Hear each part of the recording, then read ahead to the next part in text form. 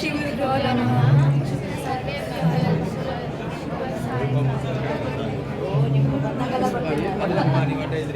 Fog harvester ಅಂತ ಇದರಲ್ಲಿ ಫಾಗ್ನ ನೀರಾಗಿ ಕನ್ವರ್ಟ್ ಮಾಡೋದು. ಸೊ ಇದರಿಂದ ಫಾಗ್ ಬರುತ್ತೆ. ಈ ಫಾಗ್ ಈ ದೃಶ್ಯನ ಪಾಸ್ ಆದಾಗ ಈ ವಾಟರ್ ಡ್ರಾಪ್ಲೆಟ್ಸ್ ಎಲ್ಲ ಇಲ್ಲೇ ಹೋಗುತ್ತೆ. ಸೊ ಅದು ಗ್ರಾವಿಟಿಯಿಂದ ಕೆಳಗೆ ಹೋಗುತ್ತೆ. ಈ ಪೈಪ್ಗಳಿಂದ ಹೋಗಿ ಇಲ್ಲಿ ಕೆಳಗಡೆ ವಾಟರ್ ಸ್ಟೋರ್ ಆಗುತ್ತೆ. ಇದನ್ನು ನಾವು ಡೆಸರ್ಟೆಡ್ ಏರಿಯಾಗಳಲ್ಲಿ ಜಾಸ್ತಿ ಯೂಸ್ ಮಾಡ್ತೀವಿ. ಯಾಕೆ ಅಂದರೆ ಅಲ್ಲಿ ಲೆಸ್ ರೇನ್ಫಾಲ್ ಆಗೋದ್ರಿಂದ ಈ ಫಾಗ್ ತುಂಬ ಅಬಂಡೆಂಟ್ ಆಗಿ ಸಿಗುತ್ತೆ. ಸೊ ಅದನ್ನು ವೇಸ್ಟ್ ಮಾಡೋದ್ರಿಂದ ನಾವು ಇದನ್ನು ವಾಟರ್ ಆಗಿ ಕನ್ವರ್ಟ್ ಮಾಡ್ತೀವಿ. ಸೊ ಇದನ್ನು ಎಷ್ಟೋ ಕಡೆ ಆಲ್ರೆಡಿ ಇಂಪ್ಲಿಮೆಂಟ್ ಮಾಡಿಲ್ಲ. ಈ ಪ್ರಾಜೆಕ್ಟ್ನ ನಾನು ಪ್ರಕೃತಿಯಿಂದ ತಗೊಂಡಿರೋದು. ಪ್ರಕೃತಿಯಲ್ಲಿ ಒಂದು ಕಾನ್ಸೆಪ್ಟ್ ಇದೆ ಬಯೋಮಿಮಿಕ್ರಿ. ಅದರಲ್ಲಿ ಏನು ಎಷ್ಟೊಂದು ಎಕ್ಸಾಂಪಲ್ಗಳು. ಅದರಲ್ಲಿ ಒಂದು ನವೀಬ್ ಡೆಸರ್ಟ್ ಬೀಟಲ್, ಅದರೊಳಗೆ ಒಂದು ಶೆಲ್ ಇರುತ್ತೆ ಹಿಂದಗಡೆ, ಅದು ಬೆನ್. ಅದು ಯಾವಾಗ ಫಾಗ್ ಅದ್ರ ಮೇಲೆ ಕುತ್ಕೊಳ್ಳೋದು ಅದು ಅಬ್ಸಾರ್ಬ್ ಮಾಡಿಕೊಂಡು ವಾಟರ್ ಆಗಿ ಟ್ರಾನ್ಸ್ಫಾರ್ಮ್ ಆಗಿ ಅದನ್ನು ಕುಡಿಯುತ್ತೆ.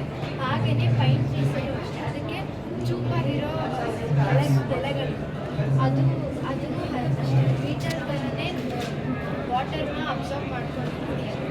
ಲಿಸರ್ಡ್ಸಲ್ಲೂ ಅಷ್ಟೇ, ಅದಕ್ಕೆ ಚೂಪಾಗಿರೋ ಸ್ಕಿನ್ ಎಲ್ಲ ಇರುತ್ತೆ, ಅದರಿಂದ ಅದು ನೀರನ್ನು ತಗೊಳುತ್ತೆ. ಸೊ ನಮ್ಮ ಮಾಡಲ್ದು ಪ್ರಿನ್ಸಿಪಲು ದಕ್ಷಿಣಾಮೂರ್ತಿ ಸ್ತೋತ್ರದಲ್ಲಿ ತುಂಬ ಚೆನ್ನಾಗಿ ಹೇಳಿದ್ದಾರೆ.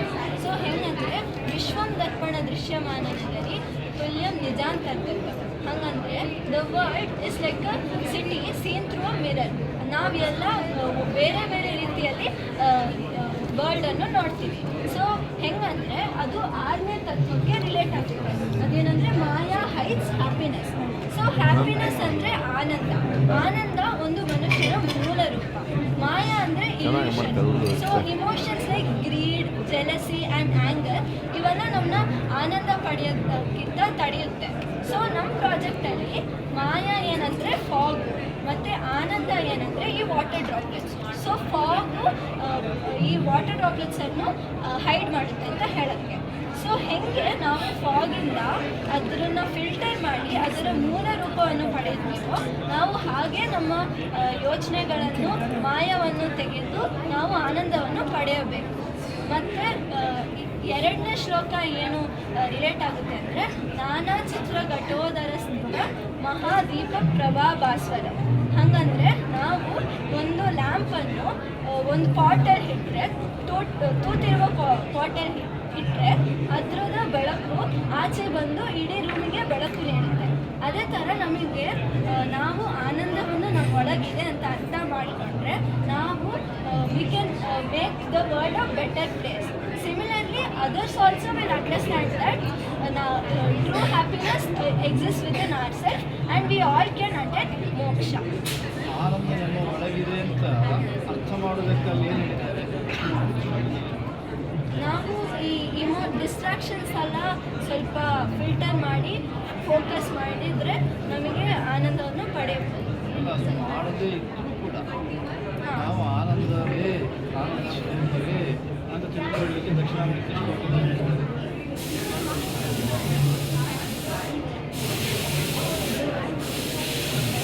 ಏಳನೇ ಶ್ಲೋಕ 6ನೇ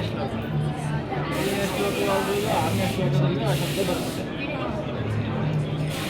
ನಮ್ಮ ಗಾಢ ನಿದ್ದೆ ಇದೆಯಲ್ಲ, ನಾವು ನಿದ್ದೆ ಮಾಡ್ತೇವೆ. ನಿದ್ದೆಯಲ್ಲಿ ಯಾರಿಗಾದ್ರೂ ದುಃಖ ಇದೆಯಾ? ಯಾರಿಗೂ ಇಲ್ಲ. ಮತ್ತೇನಿದೆ ನಿದ್ದೆಯಲ್ಲಿ? ಆನಂದ ಅಂತೆ, ಸಂತೋಷವಂತೆ. ಅಲ್ಲಿ ನಾವು ಇನ್ನೂ ಎಲ್ಲ ನಮ್ಮ ರಾಗ ದ್ವೇಷಗಳು ನಾಶ ಮಾಡಿರುವುದಿಲ್ಲ.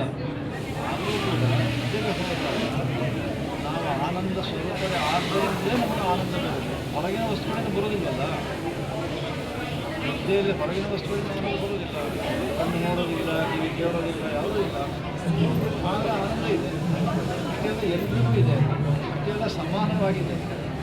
ಹೆಣ್ಣು ಮಕ್ಕಳಿಗೂ ದೊಡ್ಡವರಿಗೂ ಎಲ್ರಿಗೂ ಆನಂದ ಸಿಗುತ್ತೆ. ಕಾರಣ ಏನು ಅಂದರೆ ನಾವು ಆನಂದವೇ ಆಗಿರೋದು. ಅದಕ್ಕೆ ಅಡ್ಡ ಬಂದಿದೆ. ದಕ್ಷಿಣಾಮೂರ್ತಿ ಶ್ಲೋಕದಲ್ಲೇ ನಮಗೆ ಹೇಳ್ಕೊಟ್ಟಿದ್ದಾರೆ ಶಂಕರಾಚಾರ್ಯ.